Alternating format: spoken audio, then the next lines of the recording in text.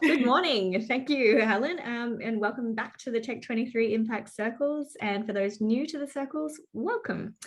Thank you all for joining today's conversation, which is sure to be very engaging. It's growth in the time of COVID.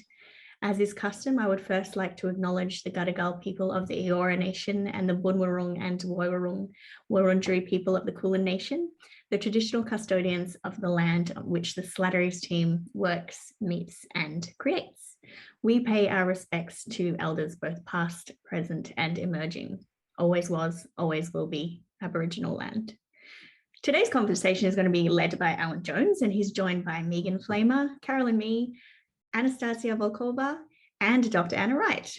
I'd like to make a special shout out to the Tech23 sponsors, Transport for New South Wales, Main Sequence Cyro Innovation Fund, Oz Industry Entrepreneurs Program delivered in partnership with I4 Connect, Addison's, ASX, and Stowe, Curtin University, Cicada Innovations, and Evoke AG for making Tech23 happen. It's good to see you here, Rachel. Oh, thank you, Adina, and good morning, everyone. Hello. I'd like to take this opportunity to welcome everyone, especially our contributors who are helping to make these Tech23 Impact Circles happen.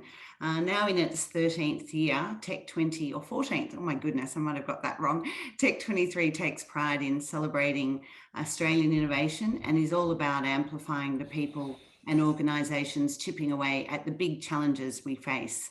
I want to thank you all so much for zooming in to be part of this circle. Please take the opportunity now to say hello and introduce yourselves in the chat, and you are welcome to ask questions and chat away in that as well. The link to the Slatterys Charter is also found there, and that's a guide to the behaviour we encourage at all of our events. There are a lot more Tech23 circles in the wings for later this year, and there's also a bank of the recordings, I think over 15 on lots of topics that we held last year. So if you want to learn or connect with people, that's a lovely way to do it. Just confirming that we're going to eavesdrop on this conversation and then move to Q&A. This conversation is being recorded. After we finish the formal part, you are welcome to stay on the line and connect and chat. I am so honoured and grateful to welcome Alan to kick things off. Over to you, Alan. Thank you, Rachel, and thanks for having me. I'm so grateful to be here with some of my closest friends and people who I have so much respect for as startup founders. Also, just want to say thank you to Tech23 for persisting, for existing, and for continuing on through these difficult times. Every year for a decade, I've looked forward to every September, October coming together in Surrey Hills in this very, very intense day of activity and interaction and exchange. You come away from a Tech23 conference being absolutely exhausted, but totally happy because you've spent your entire day with your tribe, with your startup tribe. And it's a tribe which is often hard to connect to when we don't have physical events, because most of us are heads down, working on our startup, working on our venture. And so it's opportunities like this that we still have to bring us back together. So I want to thank everybody who's joined us today. And I look forward to many huge, successful Tech23 conferences in the future. So today's circle is about the impact that COVID has had on us as individuals, as entrepreneurs, and as members of the tech startup community. We're going to have an open, loose, and flowing conversation, and I hope a very transparent one and trusted and honest one. So I'd like to encourage everybody to have respect for everyone's opinion here, and to be ready to be open and trusting, and that we're in a supportive and safe space today. And so perhaps once we've all had a chance to say hi on chat, it might be really great for the people who are in the audience who won't get to have the talking stick today, to take a moment, if they can, just to write a little introduction to themselves in the chat window, because we'd like to know a little bit more about who you are and how the COVID pandemic has affected you and your life and your business just as much as ours. So I'm going to very briefly introduce our guests. You would have seen them on the image, but we have today Anna Wright, who's co-founder and CEO of BindiMaps, coming to us today from Sydney's Northern Beaches. We have Anastasia Volkova, who's co-founder and CEO of Regrow, who's joining us today from Los Angeles, California. We have Carolyn Mee, who's founder and CEO of Sound Scouts, which is based on Sydney's North Shore. And we have Megan Flamer, who is CEO of Mindful Under Fire and head of startup programs at Monash University, who's coming to us today from Melbourne. Thank you all for joining us. I thought perhaps we might start with a little bit of talk about our businesses, and then we might talk a little bit about ourselves as well, if that would be cool. So I wrote a few blog posts at the very beginning of the pandemic back in March of last year, where I tried to be as pessimistic as I could, because I wanted the startup founders that I work with, companies in my portfolio and accelerators I work in, to be prepared for the worst and then be able to respond to conditions if they were better than the worst seemed to be. And at the time, I really tried to make this seem like really, really tough. Like, this may last longer than a year. This may shut down whole sectors of the economy. This may make all of the investment in the community dry up. And in that respect, I succeeded, because when I read back through those blog posts you can find on Medium, it hasn't been quite as bad as I expected, but it also has led to many, many unexpected pivots and changes in directions in government policy and the businesses that I work with. So reading through those blog posts this morning, I realized that I'm both right and wrong. And I wonder if we could start with that theme, perhaps, if I could ask you all to reflect on, like, where do you think you were right when the pandemic began about how you might have to respond as a business owner? And where do you think, looking back on that, maybe you weren't quite so right, or maybe even wrong? Megan, would you like to lead on that one? Sure. I think a big part of it has been looking at capacity, so I think we went into it thinking, all right, this is bad. This is very, very bad. And Alan, I hate when you're right, but you were right about so many of these bits and pieces of how difficult it was going to be for founders. But then I also think we've all surprised ourselves. I know with running my business, like, my business basically runs out of the US mainly and is centered over there. And the biggest difficulties that we've had is just that I'm just not awake when most of the stuff is happening. And so prizing my cold, dead fingers off the reins has been one of the difficult things. Handing over control to an operations person, has helped us scale in different ways and work in different ways. But also all of the founders that I work with, both in Australia, the US, New Zealand, I've really noticed in these last few months have started to notice how much bigger their capacity has been, that they're actually much more resilient than they thought. I definitely know in Melbourne, we keep thinking, oh my God, it's lockdown 6, how do we get through this? And we think, well, we got through 1 to 5. So I think we are more resilient than we think. And I think we have a lot more coping mechanisms than we think. It's not to say it's still extraordinarily hard. It's just that we're growing beyond what we thought was maybe possible. So that's what I hope is going to continue to happen. Yeah, it's hard. So you're saying maybe that you feel like your long-term concerns about the people that you work with were maybe a little bit unfounded. So maybe if you're wrong about something, you were wrong about how hard it was going to hit them, and in the end they proved themselves to be more resilient than perhaps you feared. Yeah, I think we came out punching a lot harder and better than we thought we could. If you'd asked me 18 months ago, I would have been like, yeah, I think we're probably going to fold and I'm going to have to sell everything and this is going to suck and I'm going to lose a lot of money. And it actually kind of did the opposite. Our demand, obviously, we work with mindfulness and increasing team capacities. So that's actually been much more in demand. Have we scaled well? No. But, we've grown, we've touched more people. The demand for us has been enormous. So I think that's been great. But yeah, I think I hate the word soft skills, but I think it is that side of it that has increased and grown, and that capacity has really grown, definitely. Mm-hmm.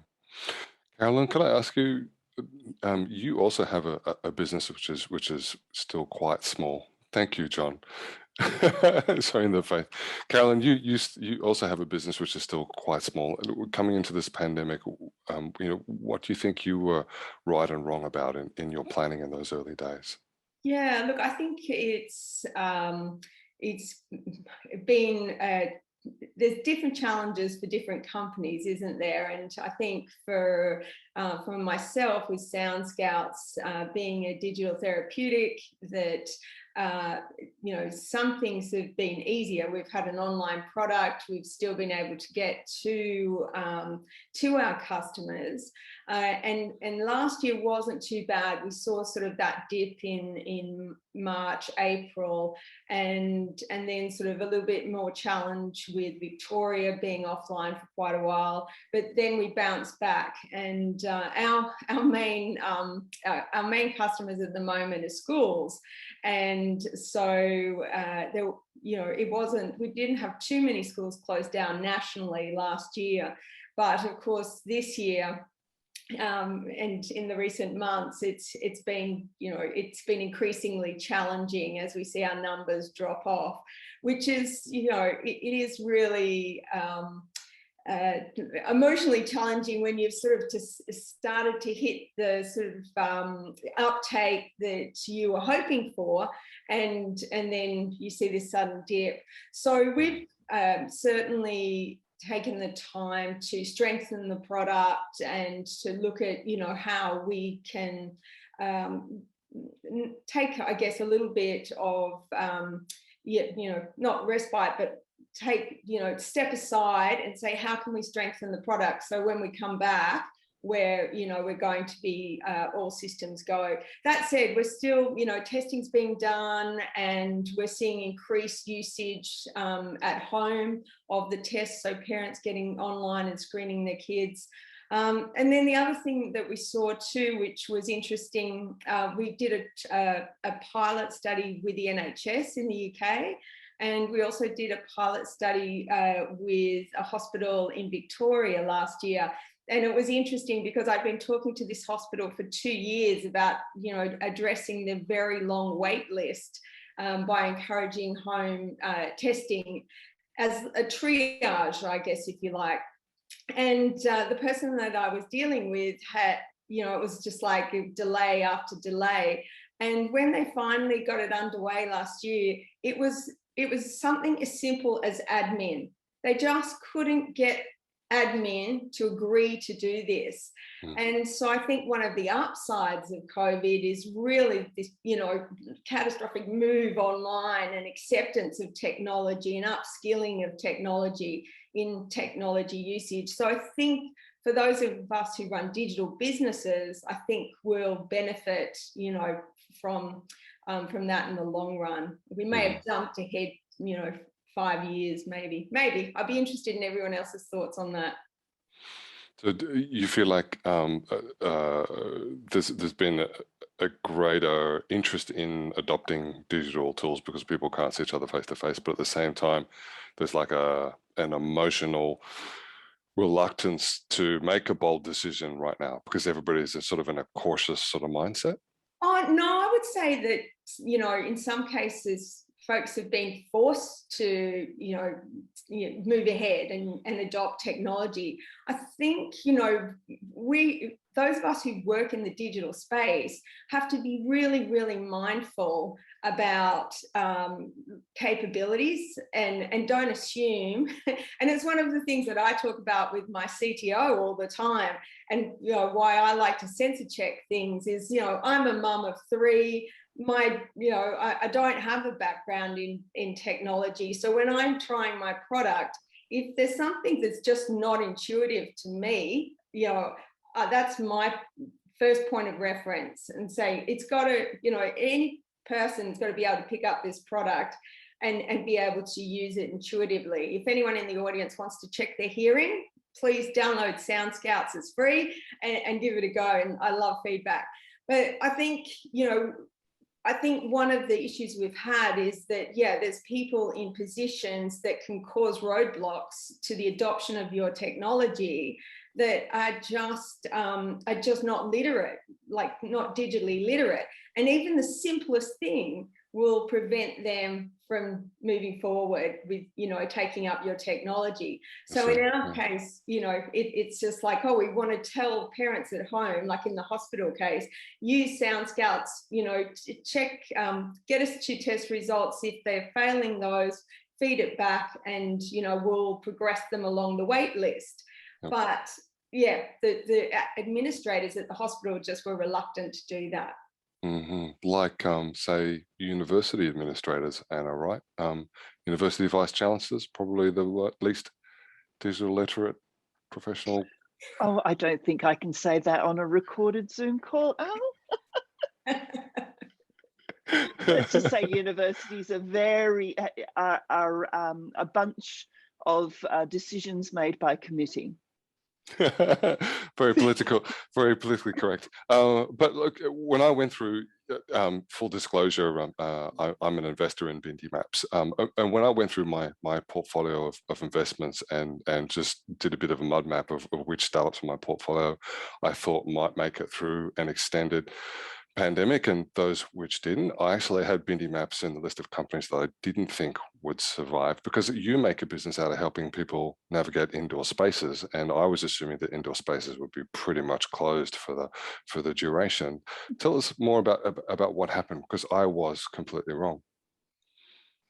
No, you weren't completely wrong, but we did survive. So, yeah, it was sort of one of those really strange things, is that those people who were going into indoor spaces didn't want to be up close talking to staff or touching touch screens, or so a lot of businesses had to rethink the way that they were navigating people around indoors. But honestly, the big changes that we made through COVID was like Caroline is working on the actual tech stack. It actually gave us a chance to have a little bit of a breath from, we were having massive uptake and huge amounts of sales.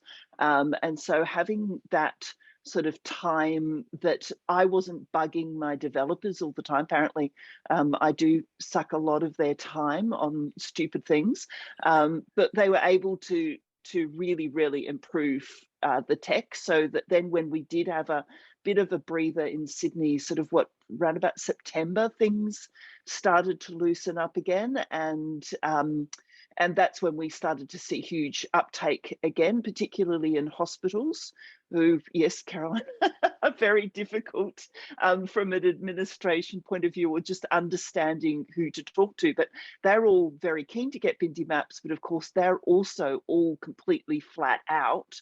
And then because we do have an installation process, that's also slowed down a bit. So I say, Al, that you were partly right.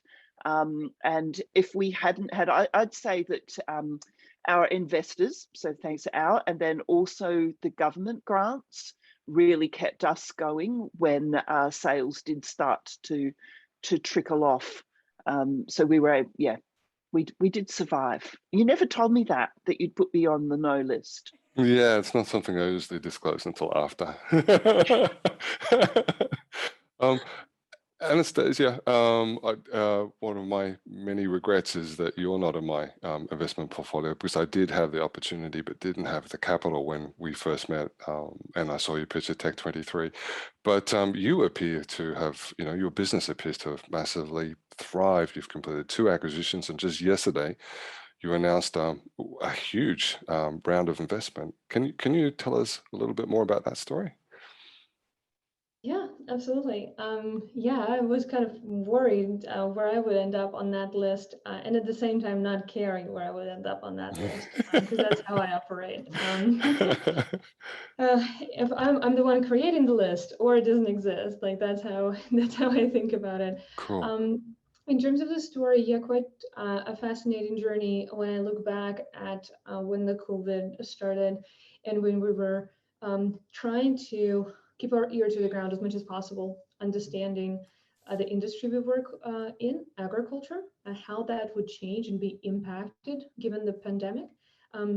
We quite quickly understood that, well, food is essential, and for the foreseeable future of humanity inhabiting this planet are going to be exempt from restrictions that apply to people working in places, because food needs to be grown. And it's still a partly manual process. So in terms of the business that I came to the US with just before the lockdowns, It was fluorostat that I started in Australia, and we participated in Tech23. Having come here and seeing the pandemic unfold, we saw that our customers around processing that was supplying restaurants, so there's companies that source from farmers and supply restaurants, that they were losing their orders, that the restaurants were closing. At the same time, we had a diversified group of customers, so we're not concentrated across the supply chain, meaning from a farmer to a consumer. There's many steps in the supply chain, and there's many people whose decisions data can inform. So we weren't too focused on any one. We were relatively focused in a part of the supply chain, but not just in one segment. So that was really helpful, that we were able to say, okay, these guys are not going to work out. Our tech is cheap. We're actually going to support them in the sense that we, of course, get paid reasonable enterprise subscriptions, but in terms of the cost of our tech, it's not very expensive to actually deliver analytics on the cloud. So we wanted to support our customers, and we actually have done a few deals for the customers who have their budget cut as a part of COVID, when everyone was trying to conserve cash, and cash is king. This was what I remember about February, March last year, of trying to figure out how to really optimize the spend. And we saw that agriculture and agri-food industry has actually been finally under the microscope from the perspective of its resilience, and at the same time, the climate impact. So these two things have come to the fore, and it's been a very desirable change. In the same way that Carolyn talked about acceleration in the space where people are forced to be in the digital space, that innovation and adoption of it is forced. It's been fantastic to see that in agriculture. It's a forced innovation in the sense that they were not communicating digitally, they were not necessarily exchanging data, but once they were prohibited from going to each other and flying places, they suddenly could understand why using a global analytics platform to monitor all of your supply regions and seeing what's growing and seeing what's not growing and how it's performing is actually so powerful, because you can't just get on a plane from Chile to France to go and check them out. Whilst before, for your corporate, that was not a problem. You can't do that anymore. And we did with that, what we did with that, we explored it more, and I saw the opportunity in sustainability that we really always wanted to get to. So we were solving primarily a problem of reducing fertilizer waste on farms by making better recommendations. So really it is a problem of wastage and risk. It's a risk management. Why would farmers do it? Why would someone throw their money out? Well, because you're risking everything when you're not doing that. So the opportunity with climate and sustainability being the focus in agriculture that's brought in by the pandemic allowed us to expand and quite rapidly reposition the company through an acquisition in the space of sustainability, because we've been kind of chugging along and the industry wasn't ready for us to really say, but that's what needs to be done. We were kind of, okay, this is where you're at. We will take you by the hand where you are and move you to the next stage. But now we can just say, all right, now we all agree that's a massive problem. It needs to be solved. Let's just work on it. And, you know, red tape down, like we just need to do it. And the industry accepted it because it became so much more vulnerable and so much more exposed. And as COVID situation is flaring up, climate situation is flaring up. And I appreciate that that's not the experience in Australia right now, but everything's burning in the US. Whoever is calling me to congratulate us about the round is telling me about the fog and haze and ash and something else that's happening not very far away from them, and saying that, you know, we need to fix the situation faster. So it's an interesting introduced change that I didn't expect. We expected there to be a slight contraction of the industry, which happened, but we didn't necessarily know which way the expansion is going to go. And it was actually a whole shift and expansion. So that was quite interesting to observe and to ride, to try to anticipate the wave as it's coming. I'm going to say it, Alan. You're on mute. Oh, God damn it. No, I'm first in the call. Yay, got me. Oh, Right. man. 28 people that witnessed that. That's brilliant. It's on tape. We recorded it. It's Yes. fabulous. I'm muted Sorry. because my son was taking a basket of laundry out to hang it up. So I'm a terrible host, but an awesome parent because my son hangs out the washing. Yay. Not always, but hey. Sorry, Megan, I wanted to ask you, as somebody who, your mindfulness under fire business existed long before the pandemic, but obviously it's had a new purpose as a result of the pandemic. Can you tell us a bit more about what the business has been doing? Yeah, sure. So, I mean, we generally work, it's called Mindful Under Fire because we were born out of helping people in very stressful situations, which was usually business. But it's, I guess, I don't like the word pivoted either, but, we have kind of pivoted to working mainly with what we call trauma adjacent industries. So people who are dealing with people in traumatic situations. So doctors, nurses, frontline healthcare workers, coroner's offices. So one of the big clients that we got kind of midway through last year was the coroner's office of New York State, because they were just traumatized by having to deal with not having anywhere to put bodies, which is horrific. I mean, it's just such a terrible thing. So a lot of what we do is debriefing those people, helping dust them off, help them go home to their families and communicate in a good way about what's happening, but also getting over to, being able to get back to work and do what they need to do and cope with that. And what we're now noticing as well is, like I was saying before, the capacity for resilience that people have has surprised themselves, what their children have been able to adapt to and how they've been able to work with that.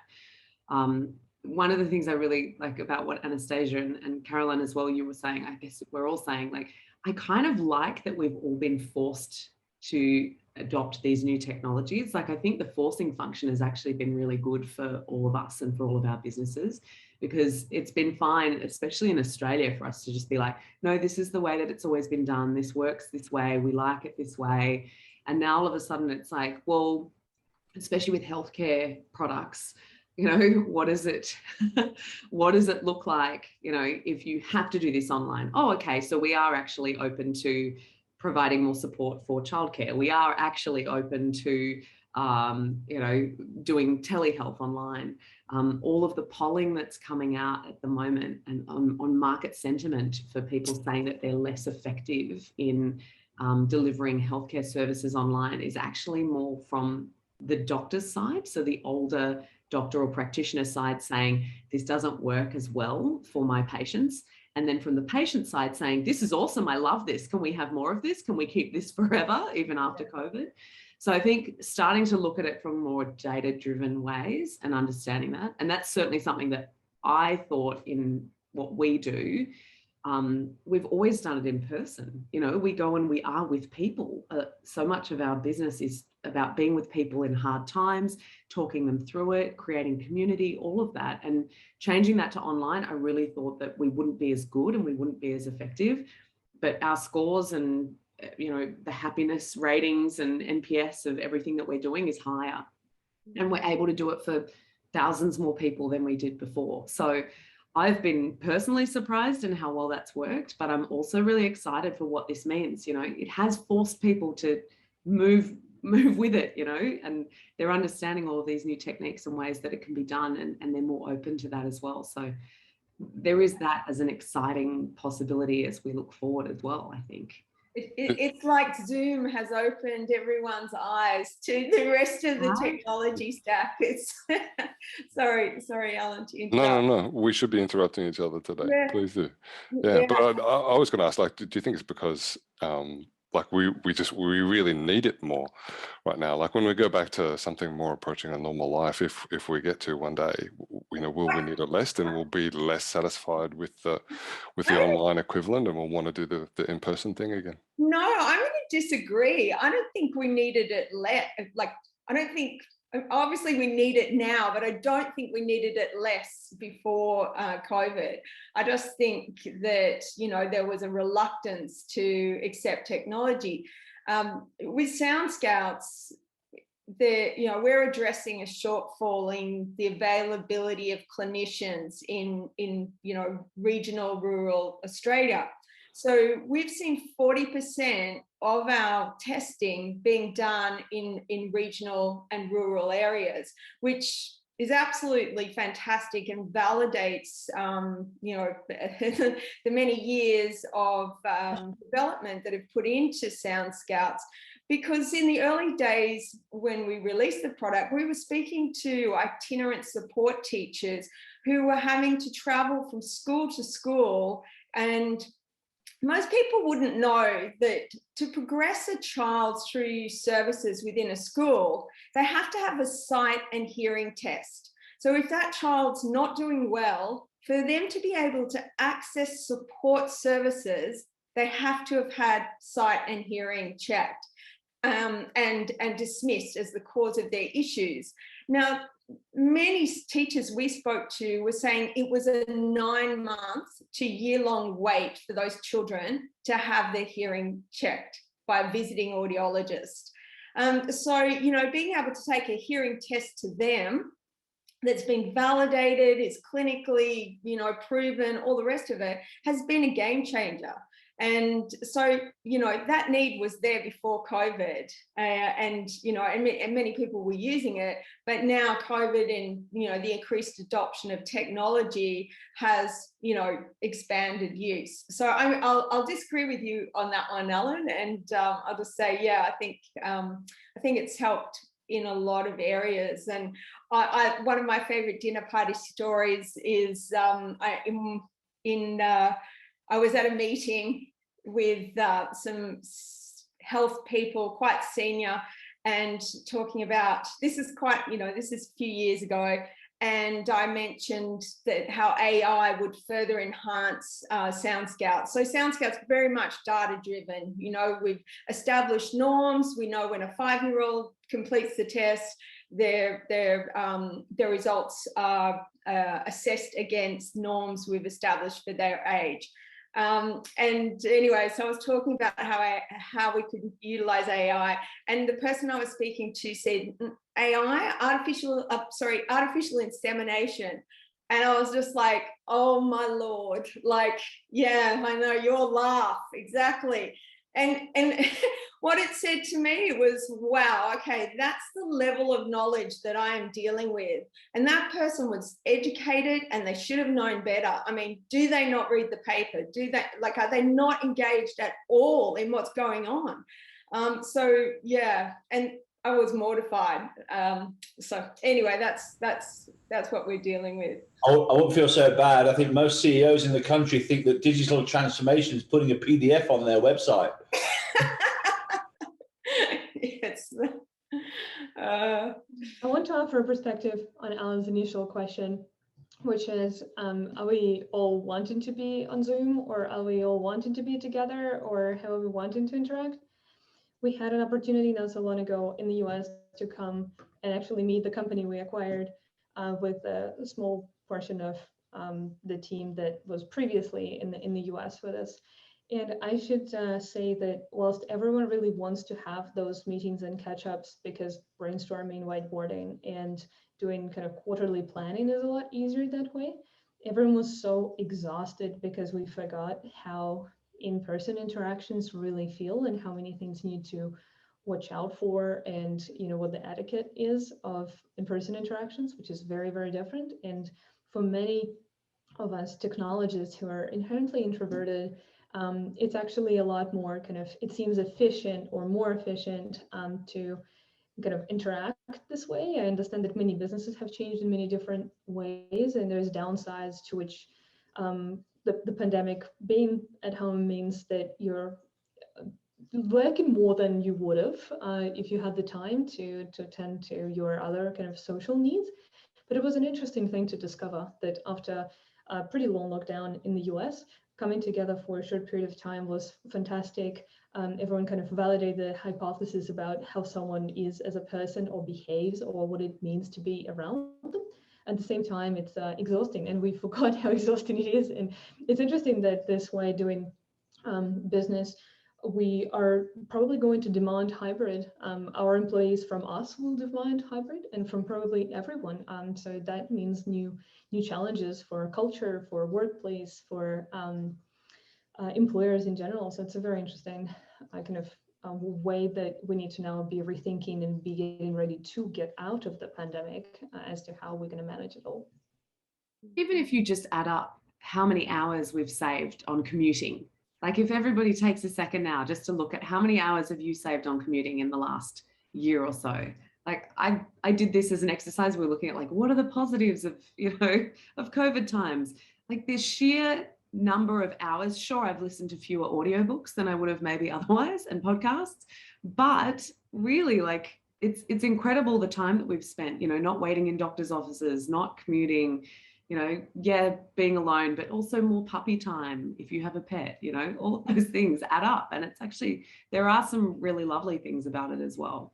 Do you not find though that I do find, I do think about the fact that we go from one meeting, or we're just always on. There's no water cooler discussions. There's no, or very little. I mean, I try and have a little bit of banter in my Zoom calls, just for a few minutes at the beginning with whoever I'm talking with, because otherwise I definitely get to the end of the day, and whereas in the past I might have gone back to my desk later in the night, I'm just exhausted now from the intense working. I don't know if back-to-back Zooms. I feel like there's also an opportunity around the intentionality of it. So that's one of the big things we've been teaching for general workshops around, like we do a bunch of weird things where it's like, I'll show you, like I have a certain candle that I will burn to start work. So it's like, this is the smell that goes with work. And then there's another candle that you burn at the end of the day. And, like really trying to time block. There's a great book by that guy, Nir Eyal, who wrote Hooked, called Indistractable. And he does a really good job of describing time blocking and how we do that. I mean, it is really hard. Like we're on Zooms constantly and we're trying to figure out how we can carve out our own time. But I think by bringing a bit of intentionality to it and being good with our boundaries, which I know I'm not great at. I need candles for this, clearly. But you can actually get better at doing that over time, hopefully. Yeah, good tip. I think Zoom more exhausting than in-person meetings, because it's easier for me to sort of stay on top of the conversation in a Zoom call without actually really being fully engaged. If I'm sitting across the coffee table from somebody, I'm fully engaged, and it's difficult for me to be distracted. I'll miss text messages on my phone, for instance. But on a Zoom call, there's just enough of the rest of my computer interface there to to always be a little bit distracting. I have to turn all my notifications off if I'm actually going to get really into the Zoom call. And also, anytime there's 30 people on my Zoom screen, I think that tires me more than if it's just one face. Ellen, could I'd be interested to get everyone's thoughts as well on staffing, and I think particularly from a startup, small team perspective, when you are trying, you're super conscious about money. I also wonder as well if women, I'm going to just ask the gender question, if women are more conservative with their funds. I feel like we might be. I feel like we might be less flamboyant than some male startup founders. Again, one of those things I'd be interested. It's just a sense I get. I know I'm super conservative. It's probably my downside. So I've definitely put the funds away for the winter. But yeah, I think that all tying together, because I'm quite particular, I think it's hard to let go of the reins to manage a team remotely. And it's okay when you've got your trusted employees, but bringing on new people or people you haven't worked with in that kind of a setting, I definitely think that's one of the harder challenges of this remote working. Building trust is hard, definitely, right? When you can't to look across the office and see the people sitting at the other desks and what they happen to be doing right now, and whether they're zoned out or whether they're focused or appear to be focused on their work. Yeah, it's definitely task driven. It's, you know, it's like, are you achieving what needs to be achieved? But yeah, Anna or Megan, Anastasia. We've onboarded, I can't even think how many new staff over the last year or so, and it was very much trial and error. Our early onboarders will tell you, I think even Al will say how awful the onboarding. Al has done a little bit of contract work for BindiMaps, how awful our onboarding was, but apparently it's getting better. Or that might just be because the newer staff members are too scared to say that it still sucks. But it's the yeah, I don't know, but I think, as Anastasia said, that a lot of my devs, when we could go back into the office in Sydney later last year, they all chose to stay working from home. And you know, we're fine with that. That's we've worked it all out, but it is weird.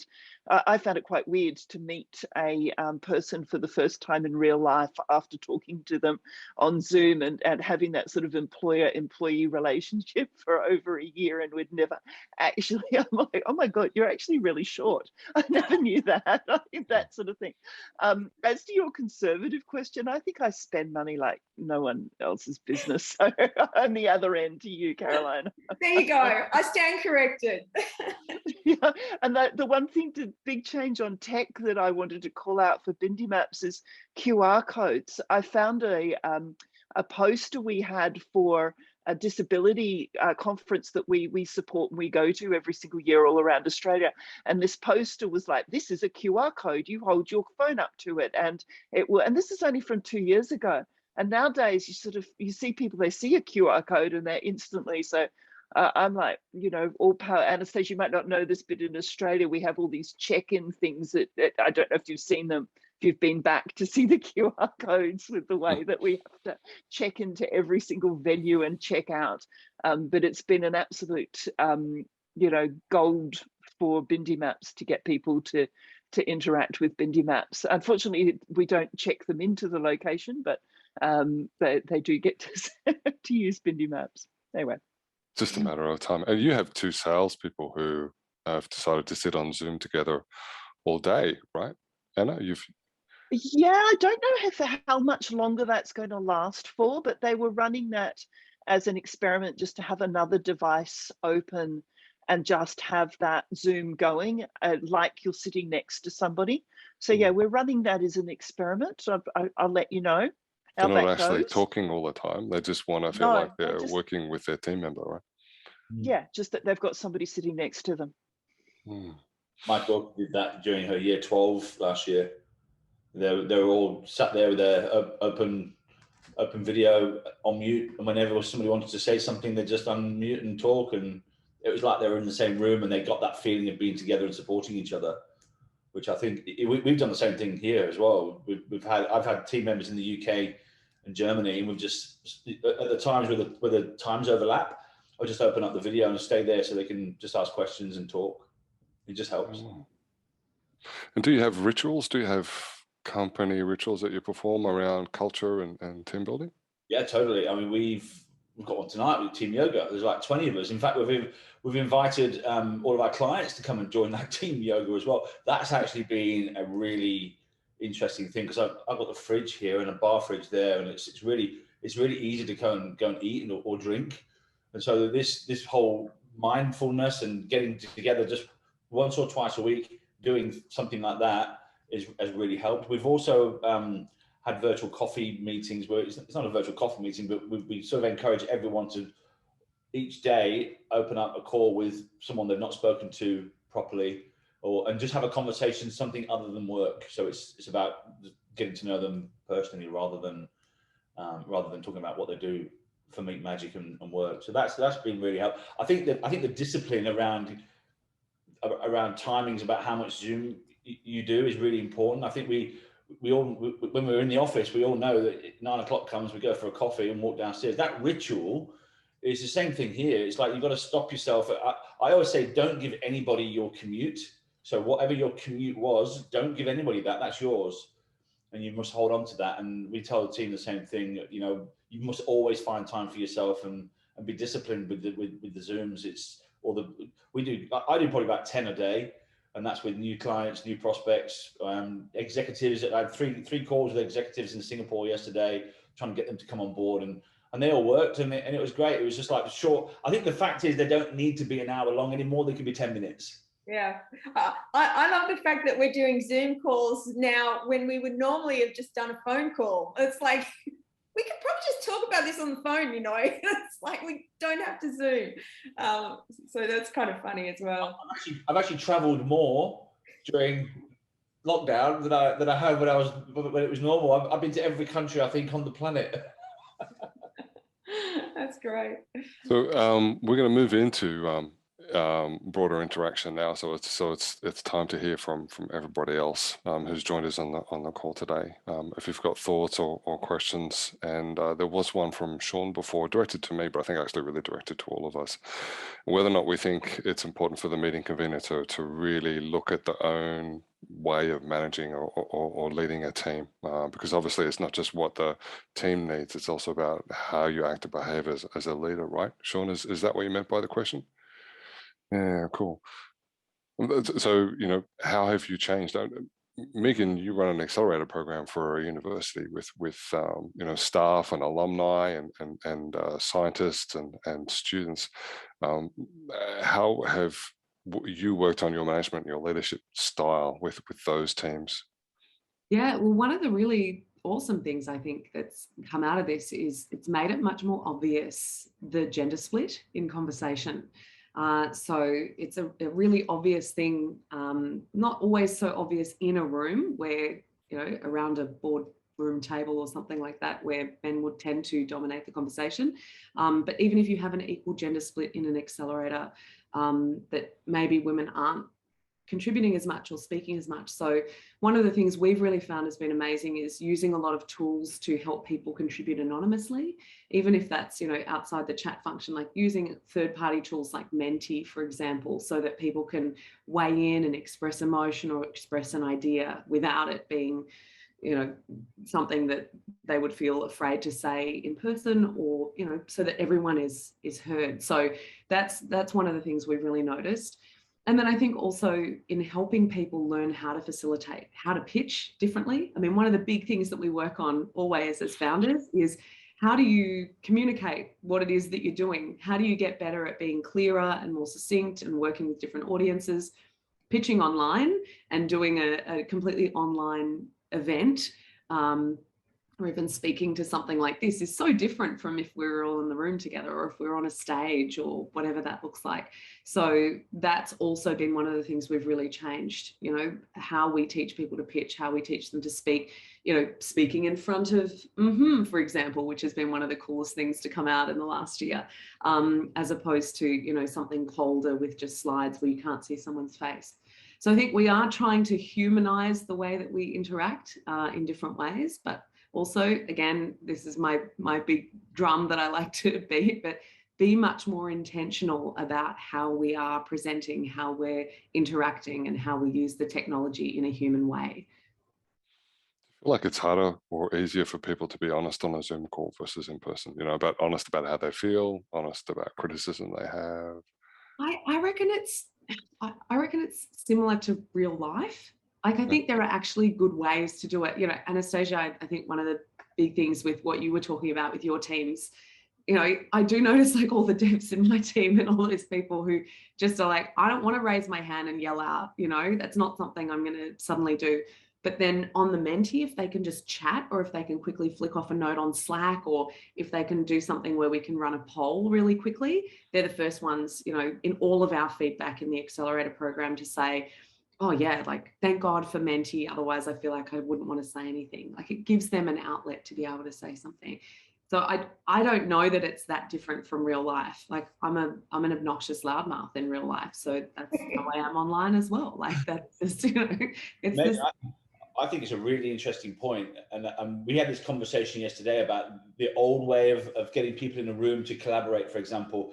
you wouldn't never get 200 people in a room to collaborate because not everyone can have a voice. Whereas now you could use things like Mural, which is like it's like a collaboration tool where everybody gets a voice. So it's actually leveling the playing field for everyone to actually get their voice heard. And I think that wouldn't have happened in the normal face-to-face world, because you just wouldn't put 200 people together to collaborate in a room. Whereas I think there's a lot of great things coming out of it, giving people that ability to get heard. I'm with Megan on this one. I think being intentional is something that was really great at the start of the pandemic. I think we got a little more complacent because we're just like, okay, we're just rolling with it.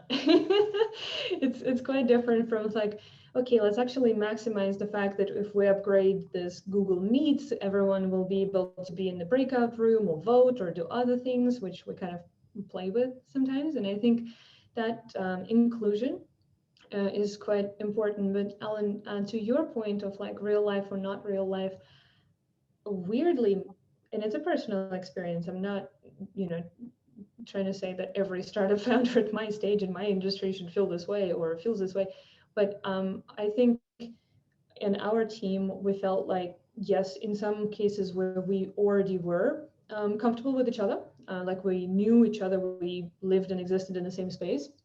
With some people, we were able to develop that closeness. But with new people who we hired, I actually think it forces us to pick better people, the people who we feel good about, the people who we know have the right heart and the right motivation to join us. And yes, you need an executive team of people readers for this, yes, but that's what you should have on the executive team in any case. And my point here is that I actually heard from one of my executives today that she actually joined 2 months ago from a pretty important company. Like I drove to San Francisco to meet her so she would be like comfortable with us. But we have great rapport because we just operate okay in this way. Like flick a Slack note, get on the small call, call me on like the Slack has the handout version, like where you audio only, and that's great. And I think we actually build a more authentic connection, because when I used to walk around as a CEO in the office, that's so weird. Like, but now everyone just like interacts, and that's my personal experience. So it's the opposite. Like everyone's like, we have no time for this. Let's cut it straight to the chase. Let's be real. We're doing this or not doing this. We're in. Cool. A startup that I know of has about 40 team members around the country, and the CEO decided that they wanted to do a team bonding thing. And so being a man, he delegated the task to somebody and said that he wanted everybody sent an Uber Eats voucher so that they could all buy lunch and have lunch together. And it was a disastrous failure, because everybody's lunch, first of all, arrived, sort of in a 2-hour window all over the place. And then, what are you looking at? You're looking at people going, and all of their awful eating habits. And of course, half the people were muted and the other half weren't muted. So all you could hear was all of these eating noises through people's microphones. So that didn't go so well. Funny. But on the other hand, the Remarkable Accelerator, we put together a couple of really, really fun trivia games where we had music and we had video, and we came up with a series of rounds of questions, and we worked really hard to make the questions things that were hard to just Google the answer. And then we threw people in teams of 4 into breakout rooms to go and try and have a guess at the answer. We made it multiple choice, so you could just choose one of the 3 or 4 answers. You didn't have to go and try and find the answer on Google. That was really fun, but that worked particularly well, I think, because we had alcohol involved. And of course, not everybody likes alcohol, right? So, that's not really team bonding if 20% of the team don't really want to have a drink. It's actually quite dangerous. I had a virtual wine tasting with the Ord Minet on Tuesday, yesterday, 2 days ago. It's like a midweek, and they sent us 6 bottles of wine, like $500 worth of wine from this Clyde Park vintage, whatever it was in Victoria. And it started at 6 and we finished at 10:30. Because the more you drank, the more you opened up, the more you spoke, the more you got to know each other. It just got like this massive bonding session. We all ended up drunk. don't know if that's helping the productivity one bit. Possibly. I was just thinking like totally different sort of area. One of the things that I've sort of had fallen back on a little bit which is interesting, is just around that data topic that Anastasia talked about as well, and that, you know, in lieu of being able to do things in person, Megan, as well, like from a university perspective, we were just about to support a master's student to, you know, do a study with Sound Scouts. And also, you know, which involves going, so our clinical, you know, updating our clinical validations and what have you, means going in and testing children and testing them with an audiologist and against gold standard. And there's a few things that we've been looking at doing. And so instead of doing things the traditional way, you know, to find norms, we've been able to look at our massive data sets. So, you know, let's look at the norm of 50,000 hearing tests done with, you know, the same headphones, and so it's been nice to have that data to also be able to utilize in, you know, and strengthen the product. So I think that's also another, you know, I know we know it was there and we've been collecting it, but in these times, you know, it's definitely stepped in as a big asset. Cool. So like thinking far beyond your usual ambition, just because, well, like, let's try, you know, anything could happen. So what if it did? Well, no, it's more like, you know, this is how, you know, we'd normally do these things in person. You know, you'd normally test against gold standards and see where your norms sit and how things play out. But you can establish norms by volume. I remember meeting these guys in the UK who were, they developed this game to try and establish if there's pointers for dementia, early indicators of dementia. And one of the things you lose when you in the early stages of dementia is your ability to, you know, perspective or, you know, navigational skills. So they created this navigational game and they made it through, I think it was done with T3 Mobile. And millions of people played this game. And so they were able to look at the millions of data points and establish what was normal, because you could quickly see the outliers. And I remember, I'm trying to remember where I saw them present. Anyway, I ended up meeting with them when I was in the UK, and that always stayed with me, that if we had enough data, we could then, you know, obviously establish our norms, you know, look at the outliers, remove the outliers, and you know, and yeah, so I think there's so much that can be garnered from a data set that, you know, you might not have initially thought you were going to use it in that way. But in times like this, you know, you can apply that usage, or, yeah. Yeah, that's very true.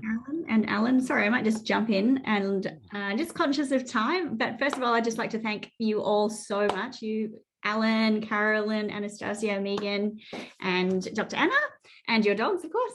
Yes. Thank you so much for joining and for all of your help. Now, we are going to pop into a couple of breakout rooms now, just to keep the conversation flowing.